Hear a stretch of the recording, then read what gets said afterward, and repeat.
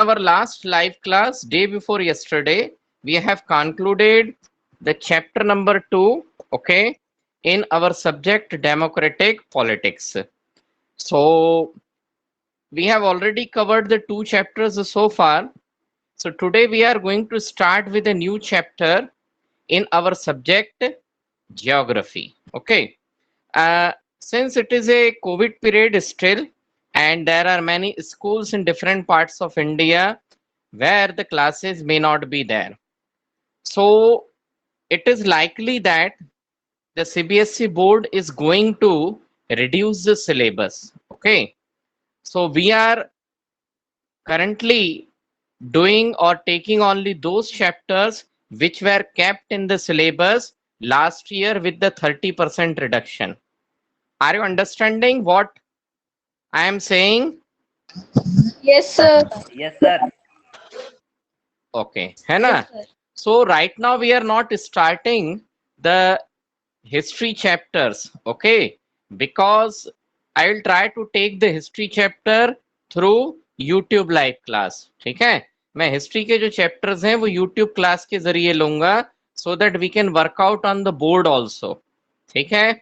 चलिए, so let us start the today's new chapter, okay? And the chapter is geography chapter number 2, okay?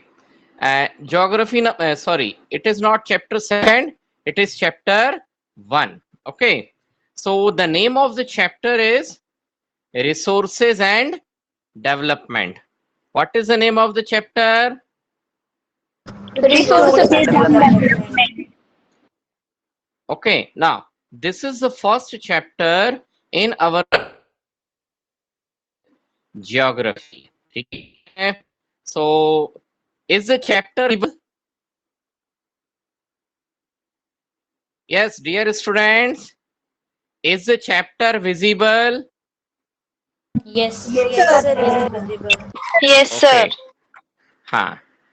Okay, so this chapter is all about different type of resources. Then we'll discuss about the classification of resources based on different criteria. Okay, then we'll discuss about, hey, what is the need for the development of resources. ठीक है? So इस entire chapter में हम resources के बारे में पढ़ेंगे. अब चैप्टर शुरू करने से पहले एक बात मैं बहुत अच्छी तरीके से बता दूं. ये जो चैप्टर है वो बहुत जनरल नेचर का है.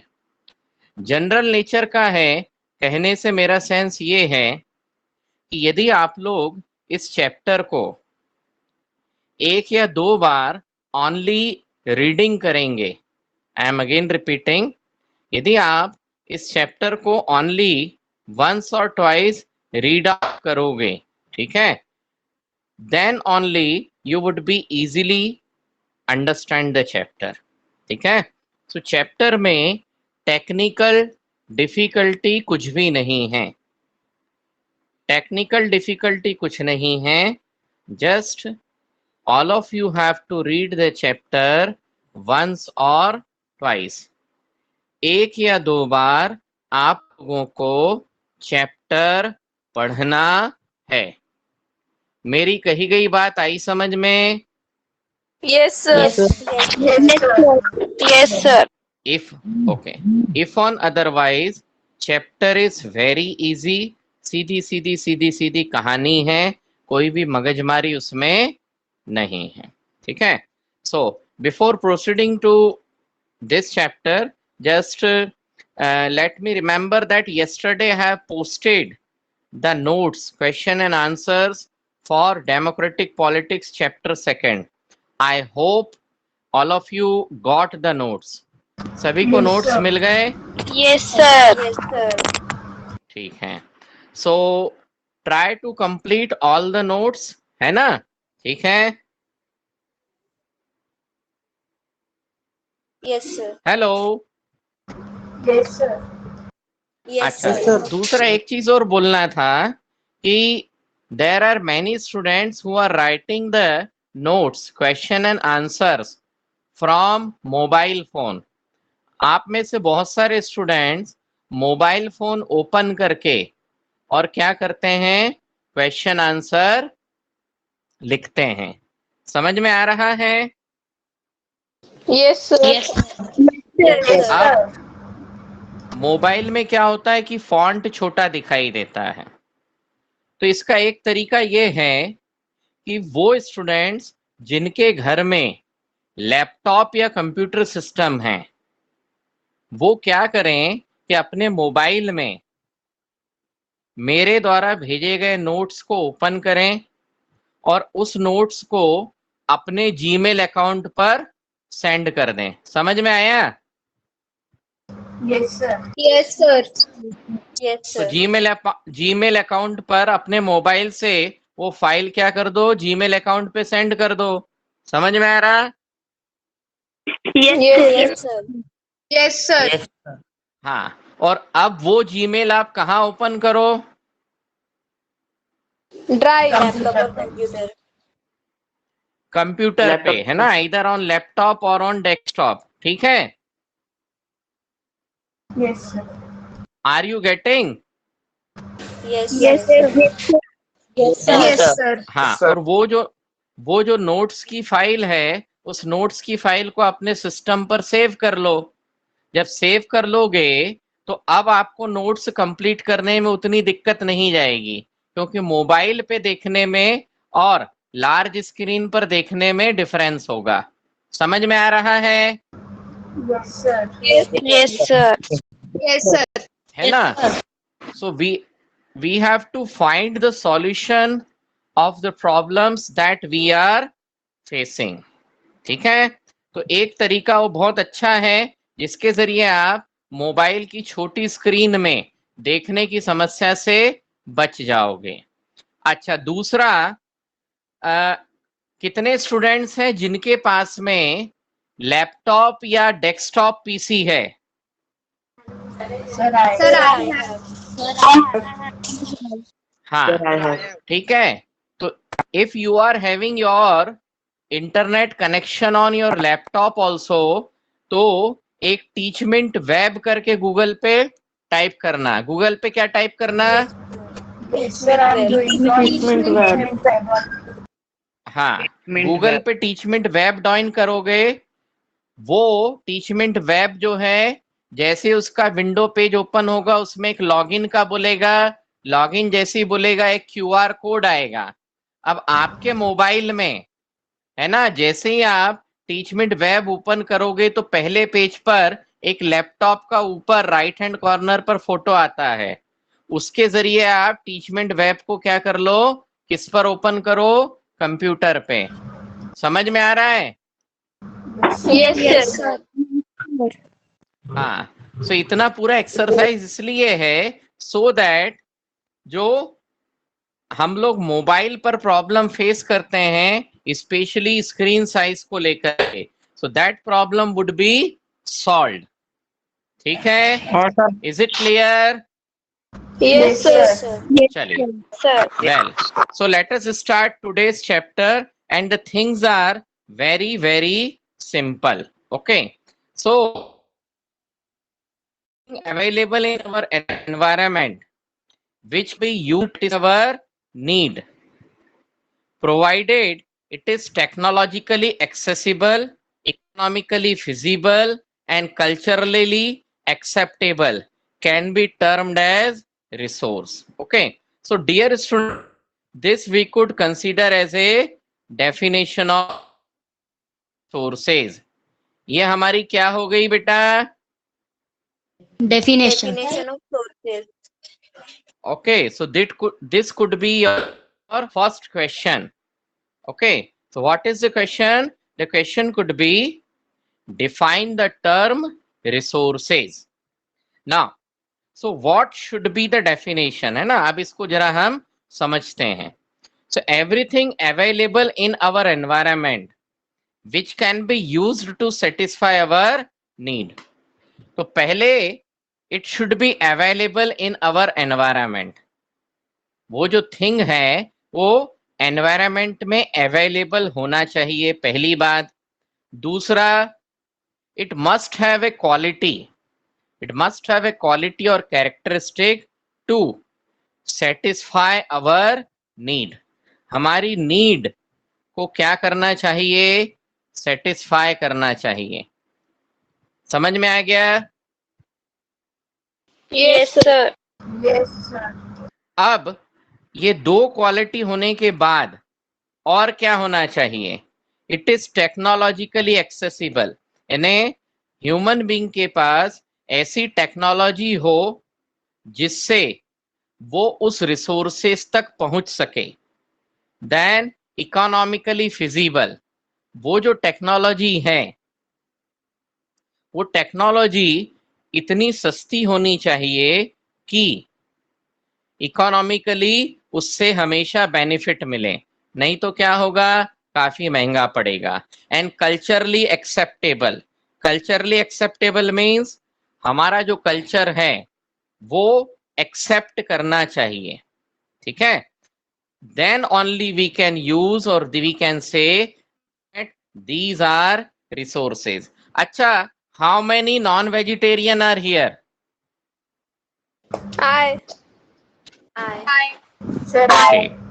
Okay. I. So being a non-vegetarian, you might be eating eggs, then you may be eating chicken, then mutton, okay, of the goat family, okay, then fishes. Acha, how many of you have eaten monkeys? No, sir. No, sir. Sir आपने Has any? No, sir. है? No. हाँ, तो monkey का मांस खाया है क्या? नहीं. No, Mm, No, sir. नहीं no, सर sir. नहीं। Okay, so it means what? कि chicken is a resource for you because it is culturally acceptable. Chicken क्या है? हम खाते हैं क्योंकि हमारे कल्चर में चिकन खाना हमने एक्सेप्टेबल रखा हुआ है। मंकी खाना एक्सेप्टेबल नहीं है। So in that case, the flesh or the meat of monkey is or it may not be resource for you. समझ में आया? Yes, Yes, yes, Yes, sir. तो तीनों चीजें होना चाहिए, technologically accessible, economically feasible and culturally acceptable, ठीक है? चलिए, सो रिसोर्सेज, ठीक है? Now there is one which is showing the interdependent relationship between nature, technology and institution, ठीक है? So physical environment क्या हो गया? That is हमारा nature, मतलब डेवलप करी। institution means the different trees, okay, plants, bank, human establishment, तो ये सब क्या कहलाएगा? Institution. What are they called? Institution.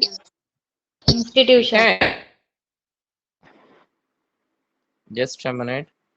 Okay, so the process of transformation of things available environment, sorry, okay, so I am reading the right hand side paragraph of the same chapter, same page, okay, page number 1. So the process of transformation of things available in our environment involves an interactive relationship between nature, technology and institution, okay? So what is the meaning of relationship? यानी चाहिए, उसके use के लिए technology होना चाहिए, और institution मतलब उस वस्तु को यूज करने के लिए पास पर होना चाहिए।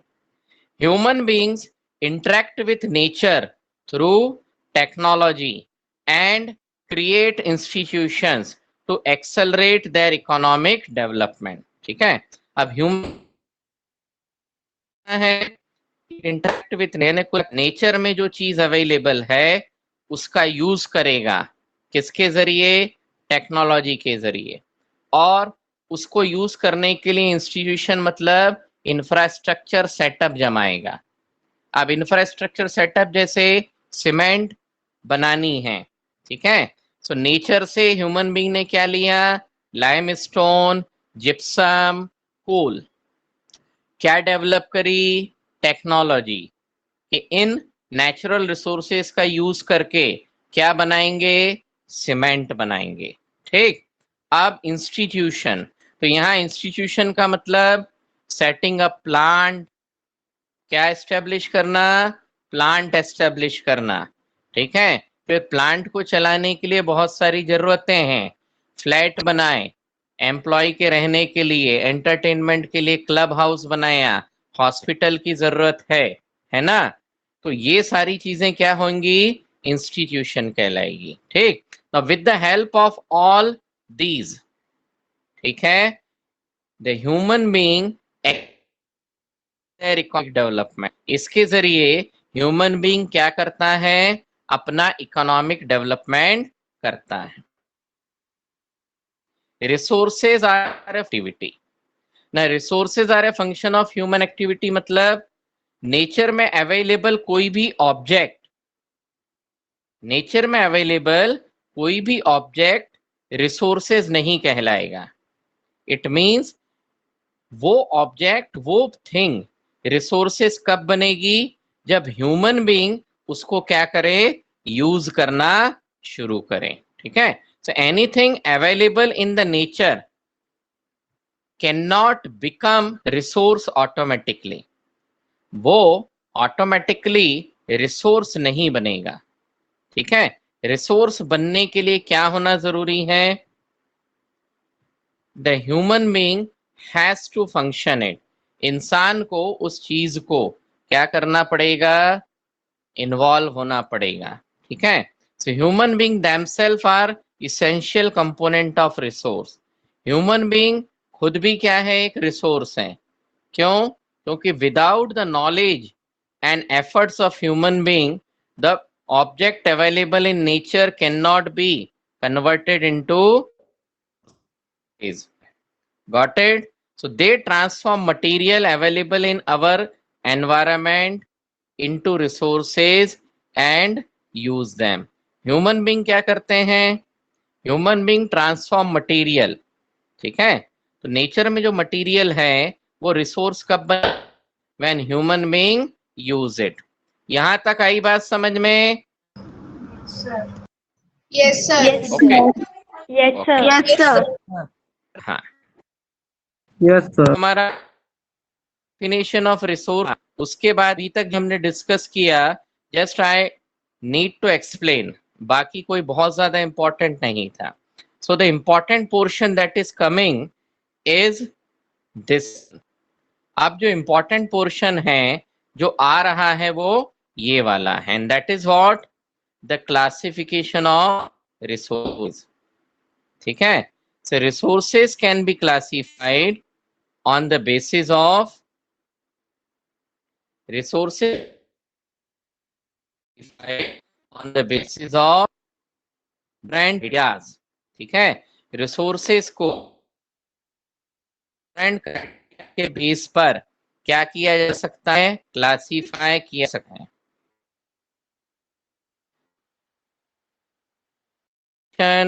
कौन कौन से क्लासिफिकेशन हैं इसके,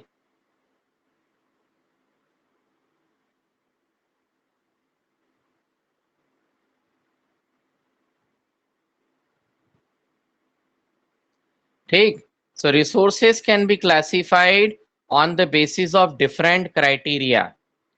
resources को for the purpose of study different criteria के बेस पर क्लासिफाई किया जाता है। so on the basis of origin, now on the basis of origin मतलब कहां से वो रिसोर्सेज मिले हैं, on Sir, the आपकी basis आवाज of रुक-रुक origin के आ रही है। बेटा it is due to the network, है ना, उसमें बहुत ज्यादा कुछ किया नहीं जा सकता।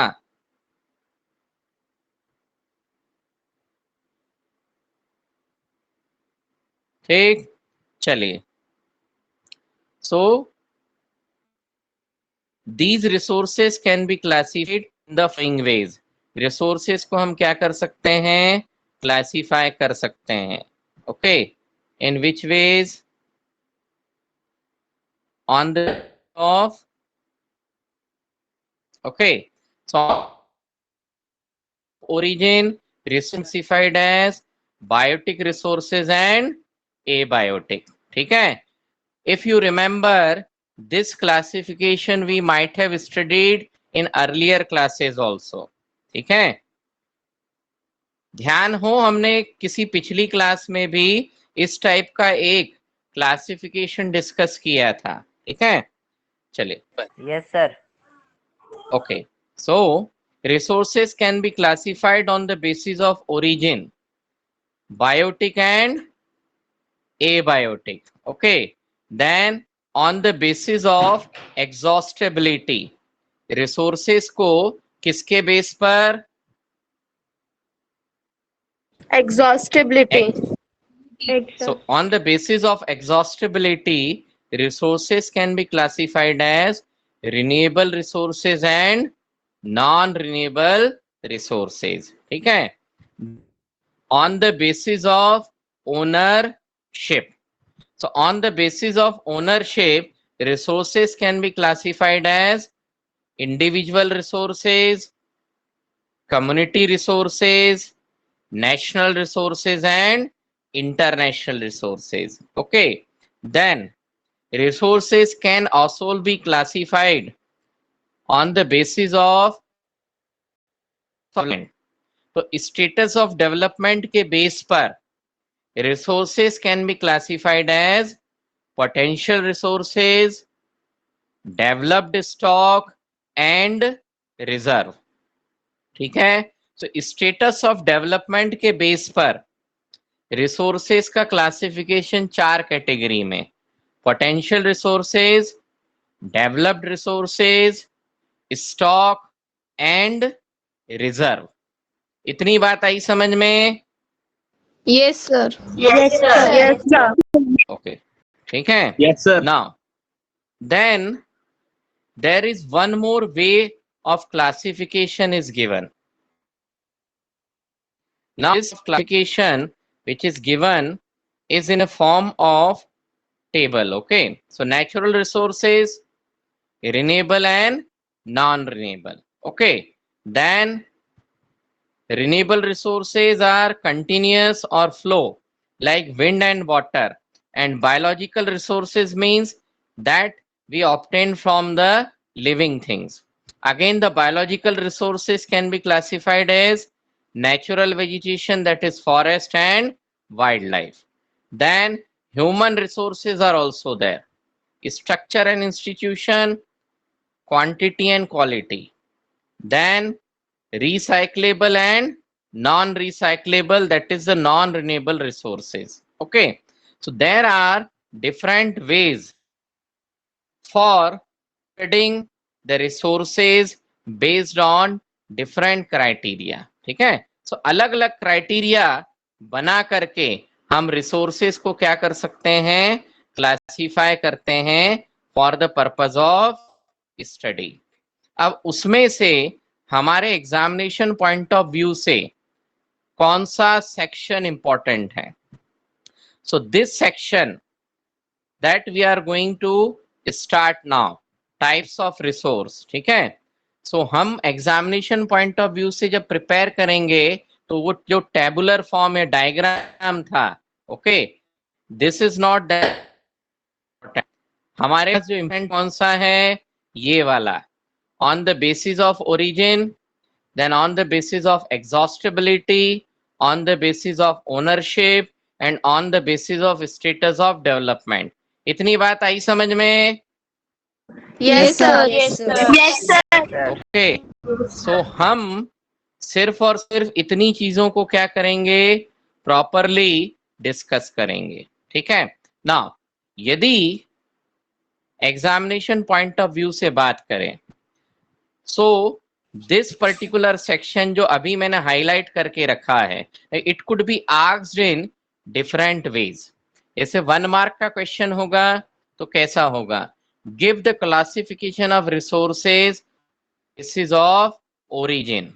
ठीक है, तो 1 मार्क का क्वेश्चन है, आपको सिर्फ कितना लिखना है? Biotic and abiotic resource. Clear? इसी तरीके से इसमें से कुछ भी पूछा जा सकता है। अब यही का यही हम एक्सप्लेनेशन आगे डिटेल में पढ़ने वाले हैं। ठीक है, सो हम बायोटिक रिसोर्सेज की डेफिनेशन पढ़ेंगे, एबायोटिक की पढ़ेंगे, renewable, non renewable, then ownership में we go to individual, community, national. यदि डेफिनेशन के फॉर्म में पूछा तो it could be for 3 marks. ठीक है, समझ में आ गया? Yes. Yes, sir. Yes, sir. Okay Yes, sir. Okay, Yes, sir. So now हम वही जो डिवीजन है उसको थोड़ा सा लिटिल बिट डिटेल में आने वाले पेजेस में डिस्कस कर रहे हैं। ठीक है, first is what is the first criteria is on the basis of origin. What is the first criteria? On On the basis On the basis of origin. on the basis of origin. So resources can be classified on the basis of origin as biotic resources and abiotic resource. Now what are biotic resource? So these are obtained from biosphere and have life, such as human being themselves is a resource. Then flora and fauna means plant life and animal life. Fisheries, that is the aquatic animal, and livestock means those animals which are reared by human being. जो domestic animals होते हैं ना, उनको यहाँ पर क्या बोला गया? Live stock. तो कुल मिलाकर जो लाइव है, जीवित है, if any live thing is used or available in the form of resource, then it is known as biotic resource.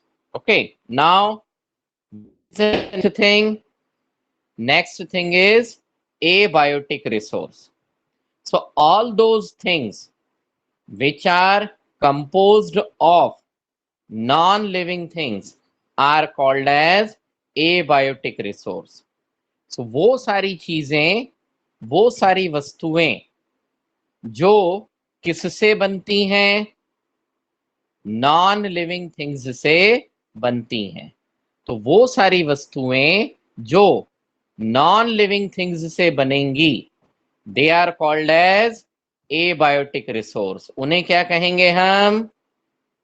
Abiotic resource. ठीक है, classification of origin. So likewise, there is a classification based on exhaustibility. ठीक है, so on the basis of exhaustibility, there is renewable and non renewable. ठीक है, अभी इसको मैं ज्यादा समझा हूं because in science as well as in social science we studied the renewable and non renewable resources number of times in our earlier classes. ठीक है, so सभी को आइडिया है what are renewable resources and non renewable resources. ठीक है, इसमें कोई doubt तो नहीं? No, sir. sir. बहुत अच्छे से हमने कई बार पढ़ा है। चलिए, so let us proceed to the next one. So on the basis of ownership, resources can be classified as individual resources, okay, then community resources, okay, then national resources and international resource. So on the basis of ownership, ownership मतलब मालिकाना हक। मालिक कौन है? किसका है? ठीक है, so on the basis of ownership, the resources can be classified into 4 categories. इनको हम कितनी कैटेगरी में डिवाइड करेंगे? 4. 4 कैटेगरीज, ठीक है। अब व्हाट आर दीज 4 कैटेगरीज? ये 4 कैटेगरीज कौन कौन सी हैं? So first category is a individual resource. कौन सा? Individual resource. Individual resource. So those, that is, these resources are owned privately by individual, ठीक है। किसी एक व्यक्ति, एक परिवार या 4-5 लोगों के ग्रुप की यदि प्रॉपर्टी है तो वो क्या कहलाएगी? इंडिविजुअल रिसोर्सेज, जिसको हम बोलते हैं ना प्राइवेट प्रॉपर्टी। क्या बोलते Yes, हैं? sir. Private. Private Private So property. private. So all the Private private property. properties are what? Individual resources. Many farmers own land which is allotted to them by government against the payment of revenue. बहुत सारे farmers ऐसे हैं जिनके पास खुद की जमीन है और वो गवर्नमेंट को क्या करते हैं? रेवेन्यू देते हैं, ठीक है। सो ये सब क्या कहलाएंगी? Private properties. Okay, falls under what? Yes, sir. Individual resources. इतनी बात आई समझ में? Yes. Yes, sir. Okay. Yes, sir. The next one is community Yes, sir. owned resources. So community owned resources, that is community resources. So these are the resources which are accessible to all the members of the community.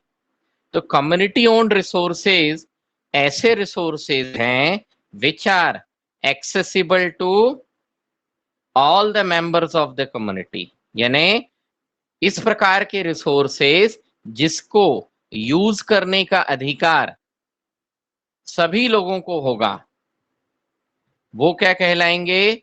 Community owned resources.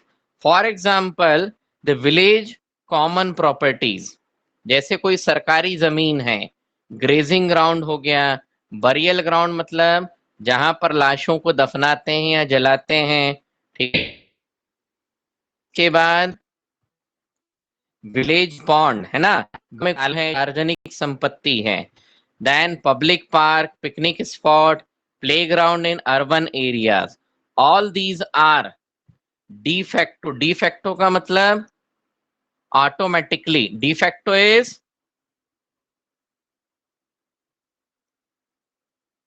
what is the meaning of de facto? Automatically, है ना। ये private property है तो हम access नहीं कर पाएंगे, परंतु ये कम्युनिटी प्रॉपर्टी है तो ऑटोमेटिकली सभी के यूज के लिए ओपन है। So it is de facto accessible to all the people who are living in that area. Okay, इतनी बात आई समझ में? Yes, sir. Yes, sir. Okay, Yes, now sir. then, good, thank you beta. So national, technically all the resources belong to the nation. Technically मतलब constitution के हिसाब से, या technically word किससे रिलेटेड है? कॉन्स्टिट्यूशन से। अब इसका मतलब क्या है? तो इसका सीधा सीधा मतलब ये है कि इंडियन कॉन्स्टिट्यूशन में यह बात बहुत क्लियरली लिखी हुई है कि कंट्री के जितने भी रिसोर्सेज हैं, इंडियन कॉन्स्टिट्यूशन में ये बात बहुत क्लियरली लिखी हुई है कि कंट्री के जितने भी रिसोर्सेज हैं वो किसके हैं? गवर्नमेंट के हैं। किसके हैं? Government. ठीक है। इट मींस कंट्री में जो भी रिसोर्स होगा, whether it is a private resource और ए कम्युनिटी रिसोर्स, वो ऑटोमेटिकली किस कैटेगरी में जाएगा? It automatically falls under the category of national resource. इसका क्या मतलब है? इसका मतलब ये है कि the country has legal power. अब लीगल पावर मतलब कानून की ताकत, तो कानून की ताकत का इस्तेमाल कौन करेगा? गवर्नमेंट करेगी, ठीक है। Country has a legal power to acquire even private property for public good, यानी कोई प्राइवेट है तो उसको भी गवर्नमेंट क्या कर सकती है? अपने कब्जे में, अपने कंट्रोल में कर सकती है, यदि सरकार को उस पर्टिकुलर प्रॉपर्टी की जरूरत किसके लिए है?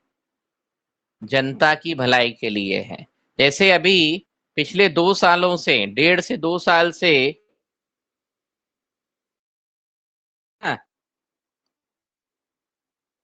Hello, Yes, sir. Yes, sir. हाँ, my voice is reaching to all of you. Yes, Yes, sir. it is reaching. Yes, sir. हाँ, अभी पिछले 1.5 साल, It's audible. ओके, सो पिछले 1.5 साल से कोविड-19 का टाइम पीरियड चल रहा है। अब इस कोविड-19 पीरियड में क्या हो रहा है ना? इस कोविड-19 पीरियड में गवर्नमेंट ऑफ इंडिया ने या कलेक्टर्स ने बहुत सारे हॉस्पिटल्स को भी अपने कंट्रोल में ले लिया। It means now all those private hospitals for that particular time being became the government controlled property. वो क्या बन गए? गवर्नमेंट कंट्रोल प्रॉपर्टी बन गए, ठीक है। सो ये होता है कि all the resources in the country are technically the national resources, ठीक है। We might have seen that the roads, canals and railways being constructed on fields owned by some individual, ठीक है। हम लोगों ने कई बार देखा है कि बहुत सारे रोड हैं, कैनाल है ना, तो गवर्नमेंट क्या करती है? प्राइवेट लोगों की प्रॉपर्टी को एक्वायर करके और उसके ऊपर ये कंस्ट्रक्शन करती है। तो गवर्नमेंट ये कंस्ट्रक्शन क्यों कर सकती है? Because all the resources in the country are basically the national resource. So urban development authorities have the power by the government to acquire land, ठीक है। Dear student, it is 11. I think it is the time for your next class. Okay. So we are forced to bind up our session here only. So thank you, students. Goodbye. Okay. We'll meet again at the same time tomorrow. So thank you, students. Have a nice day. Thank you, sir. Thank you, sir.